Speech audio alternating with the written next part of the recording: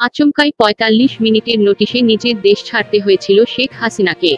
সেই সময় দেশবাসীর উদ্দেশ্যে একটি বার্তা রেকর্ড করতে চেয়েছিলেন তিনি, তবে তা তাকে করতে দেয়নি সেনা।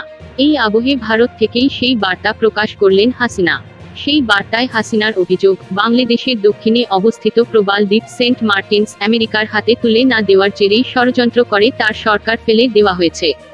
নয়াদিল্লিতে অজ্ঞাতবাসে থেকেই বিবৃতি দিয়ে আমেরিকার বিরুদ্ধে বিস্ফোরক সব অভিযোগ করেছেন হাসিনা।